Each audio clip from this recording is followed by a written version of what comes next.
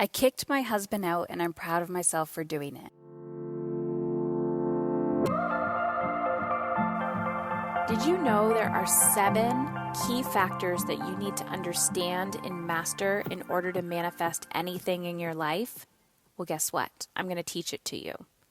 I'm creating a free training that's happening at the end of April. So if you're interested, head on over to momisincontrol.com/join.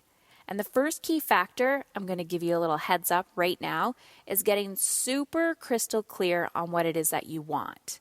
Yes, I know this can be overwhelming. So guess what? When you join, head on over to momisincontrol.com/join, fill out your name and your email. I'm going to gift you my alignment PDF.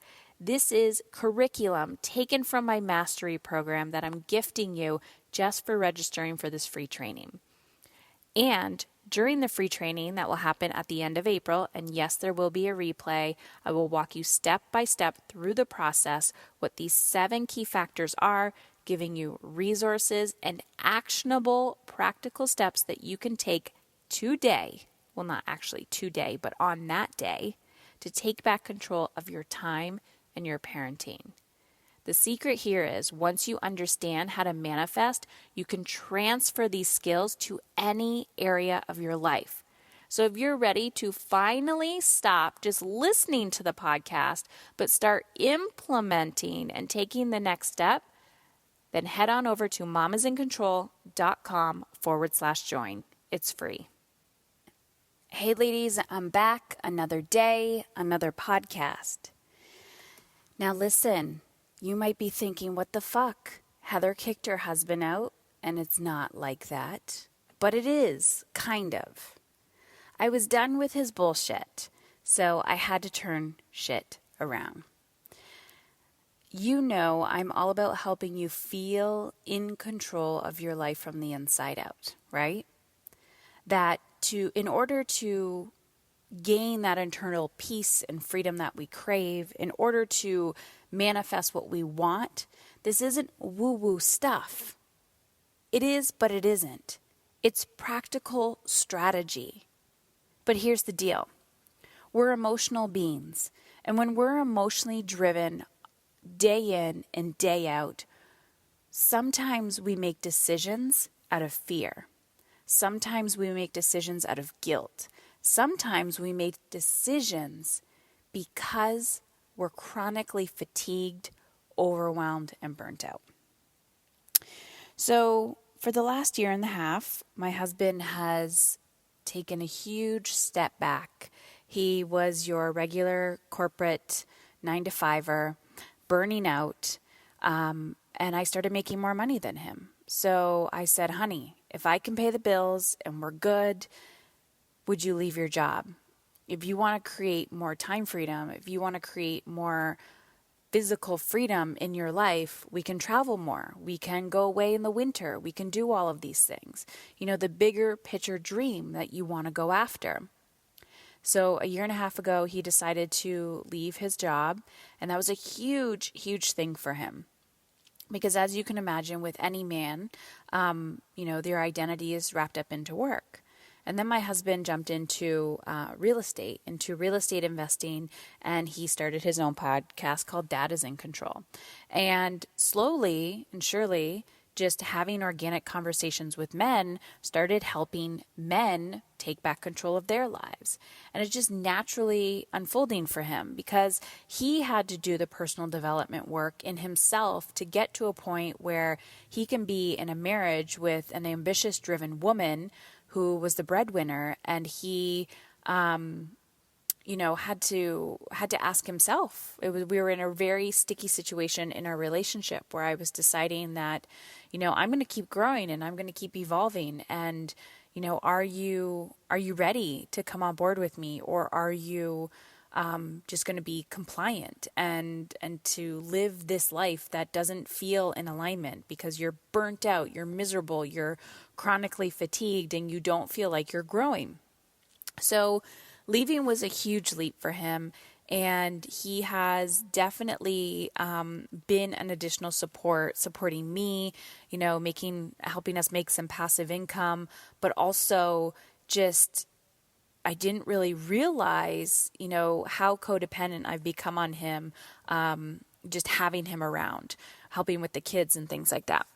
So I'm starting to rev up to travel more, hosting more retreats, not so much getting busier, but strategically working the same amount of hours that I've been working, but up-leveling my leadership, meaning growing my team so that I'm still being in alignment. But with any growth, there's growing pains. So don't let me fool you. Don't pretend that my life is all kitty cats and rainbows, because it's not.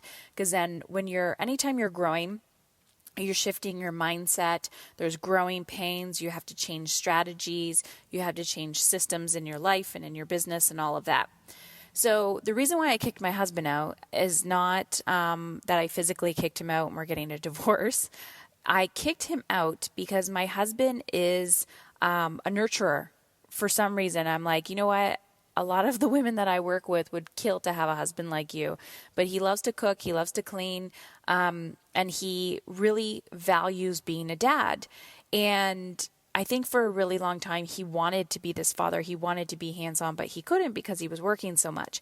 And I don't know if it's because this is who he is by nature. And by the way, I do have his permission to tell you all of this, but I don't know if it's his way by nature or if he does overcompensate a little bit because he feels guilty. And I think we all do this, and we need to just reel it in, and it's a story, and be aware of it. So I said to him, like, honey, you have to get away for a few days. And he had resistance for months. I've been telling him, call this friend, call that friend, like, go get on a plane, go here, go there. And finally I was like, if you're not going to make a fucking decision, like, you're not allowed to come home next week. And so it was like a last minute thing. He's like, fine, I'm going to book an Airbnb. I'm going to be on the water for a few days, like about 45 minutes away, and I'm just going to be. And I was like, great. I said, are you bringing your computer? He's like, well, yeah, I'm going to bring my computer. I said, don't bring your computer. So he has his phone, but he's just being. And immediately, I'm going to be honest with you, I went into shock a little bit. I was like, fuck, why did I do that, right? Because I'm screwing myself. Now I have the kids and I got to do all this and blah, blah, blah. And then I took charge and I said, Heather, pull your big fucking girl panties on. What do you need to do to feel in control? So I made sure I got up this morning, went to the gym at 5:30. I made sure that my meals were prepped, the kids' lunches were made the night before. And the interesting part is I used to have to do all of this stuff when my husband worked and build my business and do all of these other things. So it's not that I haven't done them before. It's just that things have changed. I have changed. And it was easier this time, even though I feel like I've definitely scaled myself and taken less off my plate. I was like, oh boy, it would have been so hard for me to get up at 5:30 in the morning previously to doing something like this. And my point of what I'm trying to get to is I get so many questions from you guys sending me DMs and emails and all of that, asking me, like, how do I get my husband on board with this personal development? How do I get my husband on board with conscious parenting? Or, I started meditating and journaling and going to yoga and, reading these books. And my husband thinks I'm crazy. And he's like, oh, that woo-woo shit's just all bullcrap. But I don't always agree with what my husband does either. I don't agree with the podcast that he listens to or the books. It's not so much that I don't agree. Sometimes I just don't understand. Like, I don't personally have interest in what he's learning. And that's okay. And too often, I think as women, we're seeking validation and permission from our spouses. Like, you need to tell me this. Like, I need to get your permission. And, I really invite you to explore, like, where did you learn this? Where did you gain this perspective of needing constant validation and approval from male sources? And I took a stand for my husband. I said, honey, you need a break. And if you're like me and you're an ambitious, borderline workaholic or could be workaholic, you understand what this drive is inside of you that pushes you like, I got to do more. I got to do more. Oh, the list. I'll just keep going. Oh, the kids are going to bed. Now I'm going to do more. And you have to stop. You have to reassess and evaluate and say, what do I want in my life? How do I want to feel? And sometimes we have to take a stand for those people. So even though our marriage is good, it can always get better. But I knew that in order for me to grow and evolve and continue this personal development journey, I can't always ask my husband to support me and create the space because he does. But then I had to stop and think, how do I support him in his growth? And even though he might not know what is that growth, right? He might not take the leap and invest in this or do that. And he's definitely not like me.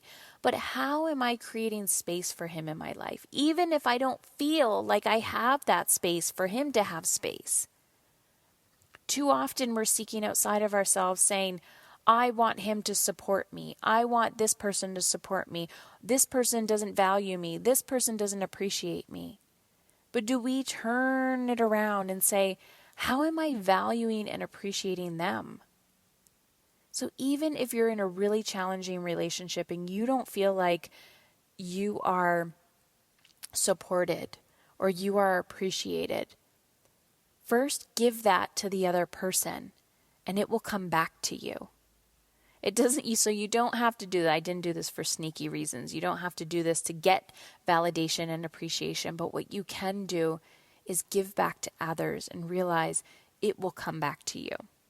So this is just one little tiny simple way that I've decided to turn the marriage conversation on its head. Too often we're complaining as women that our partners and spouses do not support us. But yet, they need support too. So, when we give and create space for others to be themselves, maybe, just maybe, they will learn a little something about themselves that will allow them to be closer, to come closer to who we are, to who they are, and to where your future will take you. I hope this was helpful, and if it was, let me know. Head on over to Mom is in Control on Instagram and send me a message. Talk soon. Big Life Journal. Have you heard of them? Are you secretly hoping your children do as you say and not as you do? Well, guess what? I've teamed up with Big Life Journal to help you give your children the tools and strategies that they need to live their big life. Their growth mindset journals empower children to face their challenges head on, think positive, and embrace mistakes. You can also check out their printables and activity cards. It doesn't matter if your child is a toddler or entering high school. Discovering how to live in a growth mindset is a lifelong skill we can all learn more about. To check them out, go to momisincontrol.com/big life and let them know I sent you.